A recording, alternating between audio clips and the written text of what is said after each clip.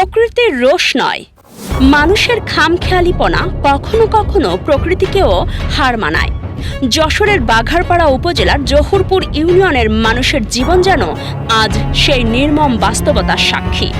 যে চিত্রা নদী একসময় এই জনপদের প্রাণ ছিল, সেই নদী খননের নামে আজ নেমে এসেছে নতুন দুর্যোগ। উন্নয়নের প্রতিশ্রুতি নিয়ে শুরু হওয়া খনন কাজ এখন স্থানীয় মানুষের কাছে এক অভিশাপের নাম। পানি বাড়ানোর কোনো লাইন নেই। আমাদের এখানে 200 পরিবার কিন্তু পানি বন্ধ হয়ে গেছে, কোনো চলাফেরার কোনো লাইন নেই। স্থানীয়দের অভিযোগ, সরকারি নকশায় ছিল পানি চলাচলের পর্যাপ্ত ব্যবস্থা। ঘন বসতিপূর্ণ এলাকায় বসানোর কথা ছিল কংক্রিট কিংবা লোহার বড় বড় পাইপ।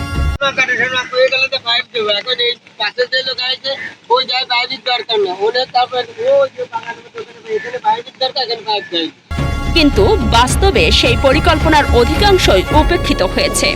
কোথাও পাইপই বসানো হয়নি, আবার কোথাও নামমাত্র কয়েকটি পাইপ দিয়ে দায় সেরেছে ঠিকাদারি প্রতিষ্ঠান। ফলে নদীতে পানি নামতে না পেরে উল্টো ঢুকে পড়ছে গ্রামের ভেতরে। বাড়ির আঙিনা, রান্নাঘর, রাস্তাঘাট, শিক্ষা প্রতিষ্ঠান সবই এখন পানির নিচে। মানুষের স্বাভাবিক জীবন যেন থমকে গেছে। এর আগে অনেকবার বৃষ্টি হয়েছে, সে সময় কিন্তু আমাদের এ পাশে এভাবে পানি বাঁধেনি। এই অল্প বৃষ্টিতে নদী কাটার পরে এইভাবে পানি বাঁধে গেছে। আমাদের এই একলিয়া গ্রামের প্রায় 200-300 পরিবার খুব কষ্টে আছে। নদীর পাইপ লাইনগুলো ঠিক করে দিচ্ছে না, মাটি দিয়ে উঁচু করে দিচ্ছে, ও পাশে বাড়ি ঘর দৌড় তলায় যাচ্ছে, খুব অসুবিধা। রবীন্দ্রনাথ ঠাকুরের মুক্তধারায় যেমন ক্ষমতার অহংকার প্রকৃতির স্বাভাবিক প্রবাহকে আটকে দিতে চেয়েছিল, আর তার মূল্য দিতে হয়েছিল মানুষকে। বাঘারপাড়ার এই জনপদেও যেন সেই গল্পই নতুন করে ফিরে এসেছে।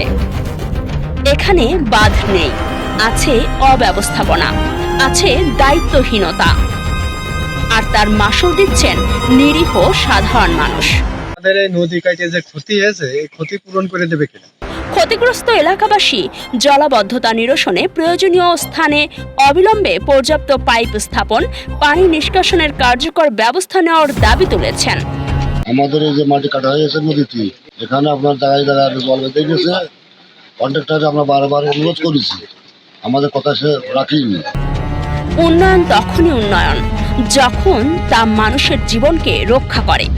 আর যদি সেই উন্নয়নই মানুষের ঘর বাড়ি, জমি জমা আর ভবিষ্যৎ কেড়ে নেয়, তবে তা উন্নয়ন নয়, ইতিহাসের পাতায় আরেকটি বেদনাদায়ক অধ্যায় হয়ে থাকে। শিমুল খানের তথ্য ও ভিডিও চিত্রে কাজী সাইমা, রাতদিন নিউজ।